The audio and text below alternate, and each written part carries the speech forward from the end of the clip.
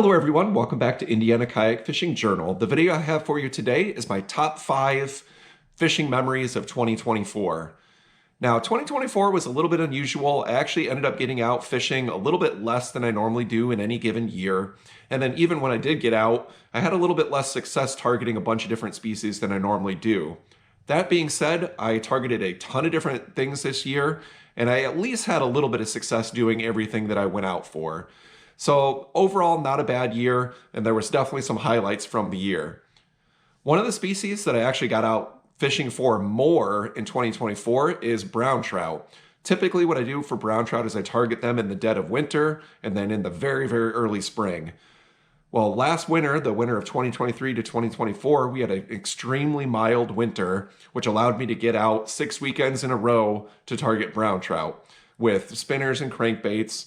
And I had a very successful brown trout season. I caught more fish than I typically do in a year, and I caught bigger fish than I typically do in a year as well. I caught tons of fish over 17 inches, all the way up to about 19 inches. I wasn't able to get a 20-inch fish like I really wanted to, but the fish in this clip is the biggest brown of the year, and one of the last ones I caught in the spring as well. So this fish was right at about 19 inches and just a beautiful brown trout.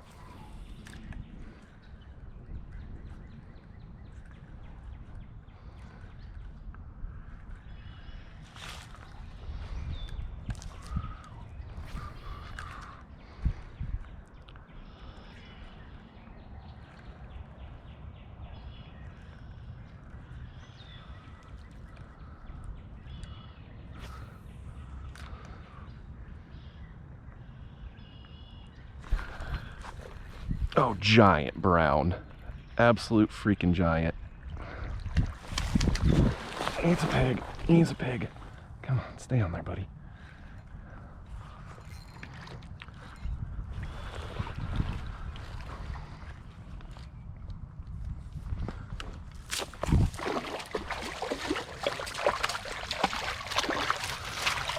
Got him. That is a pig. Swirled on it and missed it, and then came right back and grabbed it. Oh, it's a pig. Just caught a beautiful brown trout. I thought it was going to be my 20-incher that I've been hunting. It's not. It's probably close to 19 though. It's just an absolutely beautiful male. Let's show it to you real quick.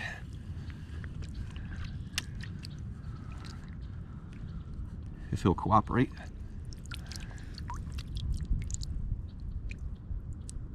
Just an absolutely beautiful fish.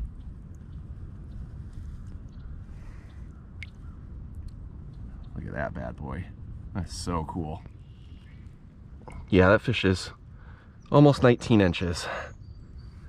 That is such an awesome fish. It's beautiful.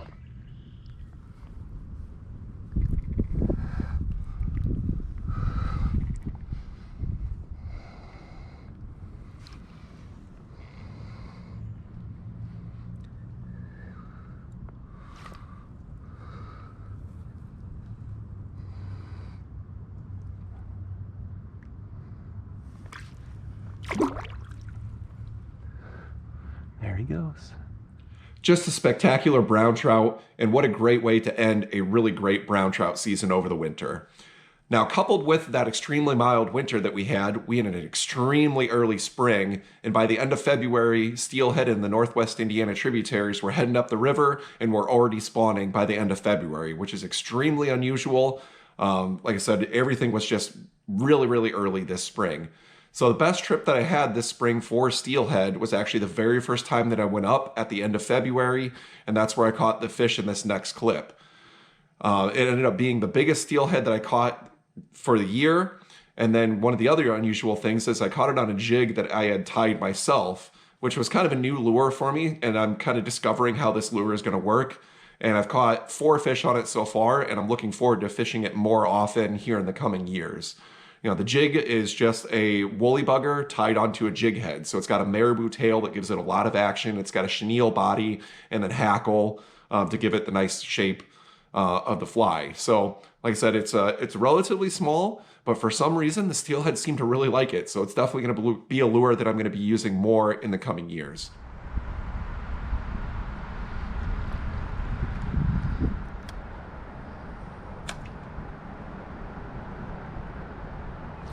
Ooh.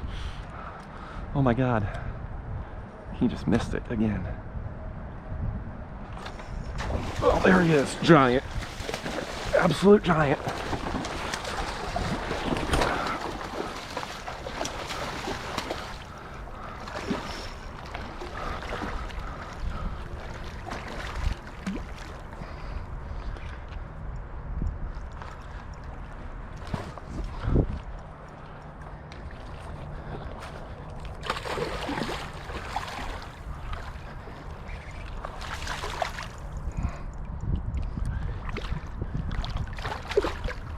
Oh, come on.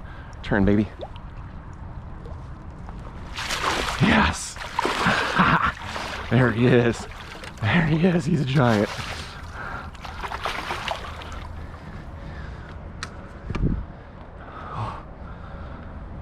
Oh man, that's a big fish. That's a really big fish. Just caught a great big double stripe male on the jig of all things. You could tell that other people have been fishing here, so the fish are kind of put down by that. So I switched to that jig to try to do like a finesse presentation instead of like trying to get them with hardware, you know, spinners and crankbaits. And I've caught 2 fish now on that. Unfortunately, the only jig that I have with me, this fish destroyed it. But if a fish was going to destroy it, this was the one to have destroy it, because this is an awesome fish. Let me show this guy to you guys. He's a beast. His tail is huge. There he is. Look at that thing. Really want to get a picture of him, so I'm trying not to let him get out of my hands too much. If he does that, he's gonna be gone. All right, one last look at this big guy.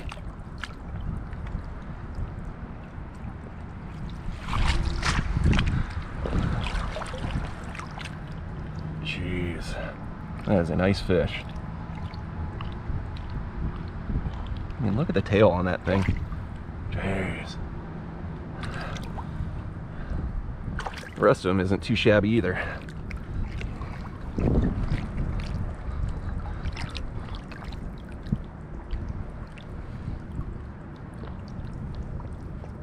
Big ol' male.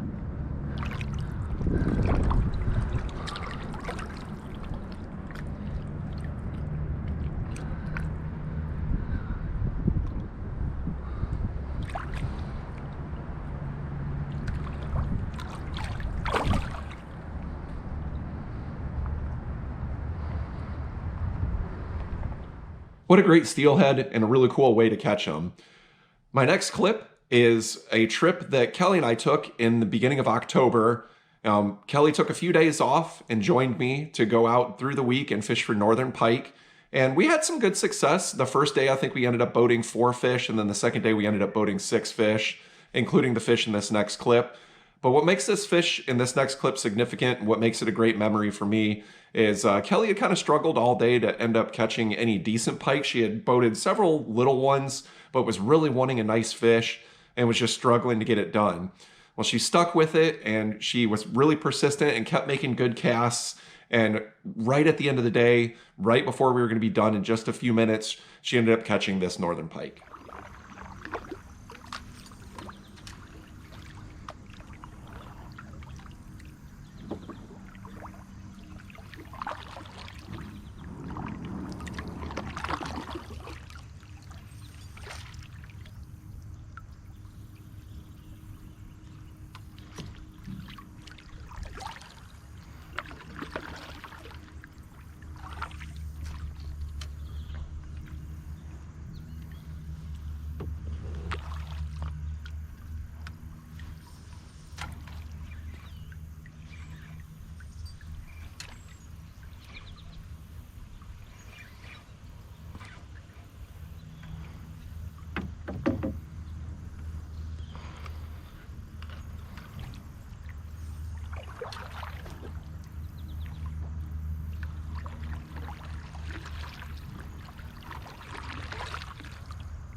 Oh, watch out, Kelly. Try to get some casts behind the tree again there. Yep.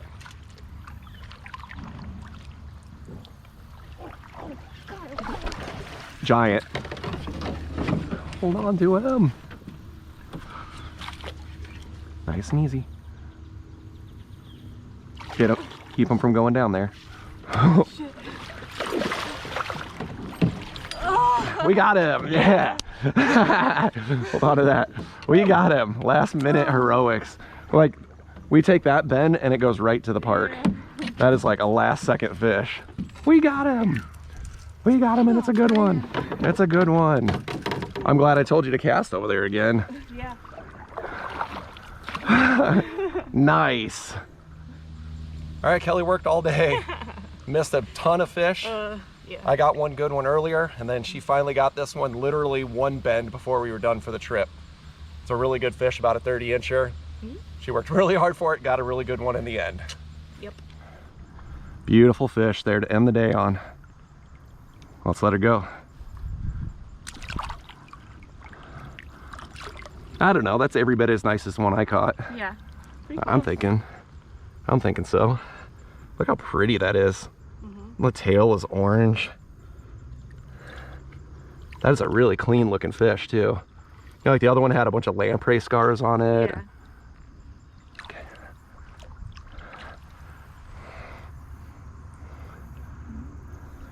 Right back over now. Or... Yep, right back to her spot. Sweet. Nice. Ah, finally. That ended up being a beautiful, nice northern pike, but what made it really special was getting to share that moment with my wife and getting to spend 2 beautiful days at the beginning of October with her. The next fish is a muskie. Now, my muskie season this year, I actually put in a little more effort to try to catch more muskies, and I completely failed miserably. I actually ended up only catching 2 muskies on the year with about 6 trips in May and early June. So it's not very good, probably the worst year that I've had muskie fishing in the last 3 or 4 years. But luckily this fish in this clip was a big, beautiful, nice fish. Now this day was really great. I ended up having a whole bunch of follows over the course of the day. I had one fish that you're gonna see a short clip of come screaming in behind my lure, go around the figure 8 4 or 5 times, and then end up eating my lure and set the hook. And I ended up just not getting hooks into that fish, and he swam away. And it ended up, I didn't think I was actually going to end up catching any fish that day. And then all of a sudden I was just fishing a break line. I threw a cast, was reeling it in. A fish just came up and grabbed it, and I landed this beautiful fish.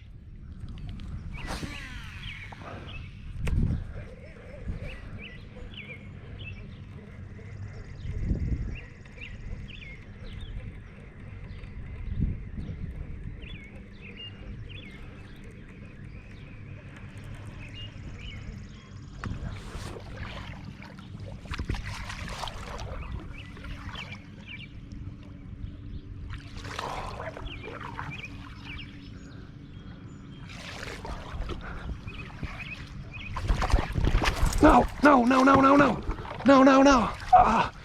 No. How did he not get hooked? No. Oh, that was a good fish. Are you kidding me? That was perfect.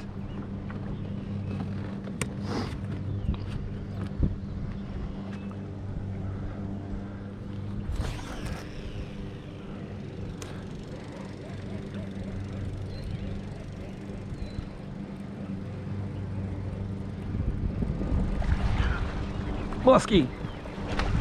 There's one right there. Yeah, baby.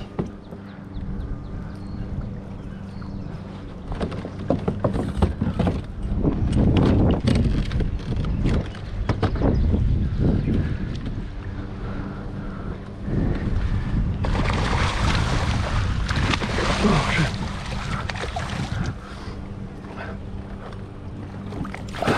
Yes! Yes! I did it! I did it! It's not a big one, but it's a fish. Yeah, baby! Woo! Oh my God. Whew. Oh man. At long last, I have been here for 5 hours. I've had quite a few follows. I had one fish follow right to the boat, go around the figure 8 like 5 times, eat it, and I hooked him, and then he just spit it out right away. After all that time, I finally got one in the boat.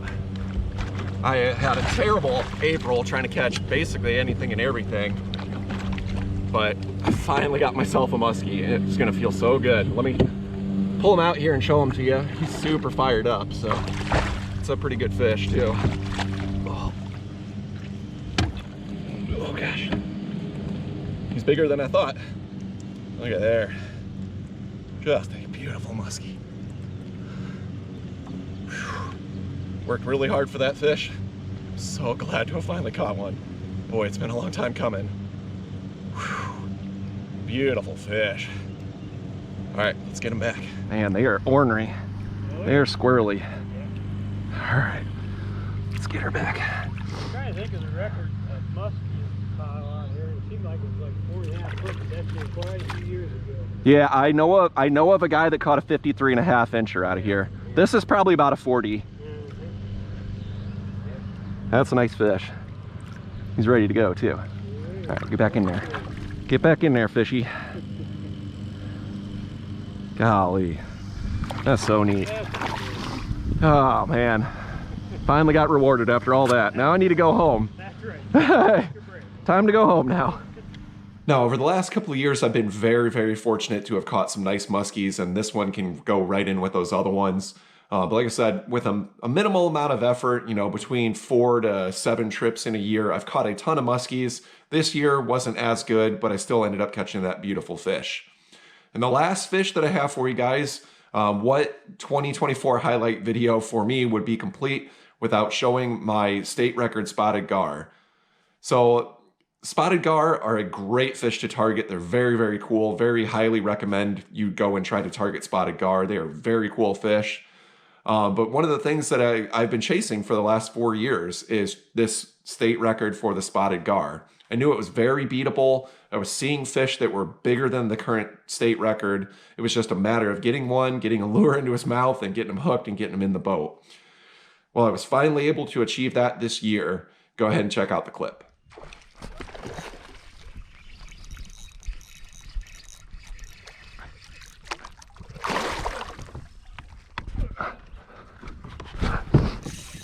Absolute freaking giant. Holy crap. That is a freaking giant. That's the biggest one I've ever seen, I think. I am not joking. Oh my God. Absolute giant. That is an absolute giant gar. I'm gonna try to weigh this guy. This might be the fish I was looking for. This thing is absolutely gigantic.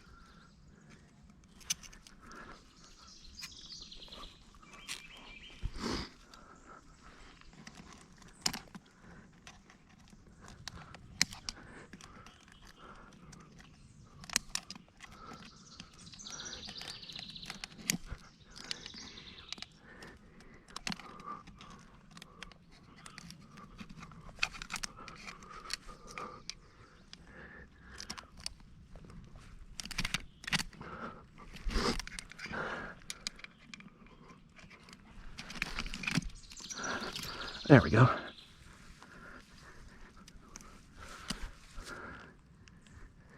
Okay, my hand scale says 9 pounds, 8 ounces. That is a new state record by about 3 pounds, if I have that right. I'm gonna check a couple of times before I take this fish out of here.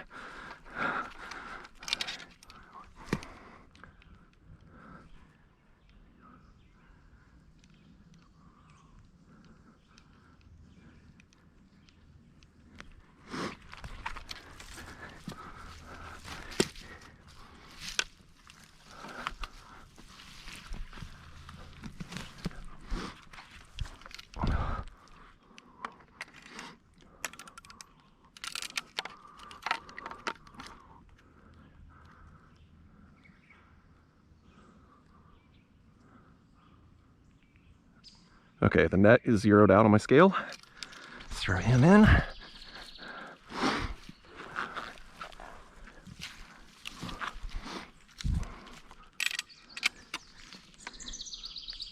Oh yeah, over 9 pounds. 9 pounds, 9 ounces. That is a new state record right there, baby. All right, guys, this is gonna be the next state record, Indiana spotted gar. I waited on my hand scale over 9 pounds. State record's just under 7, so he's gonna beat it easily.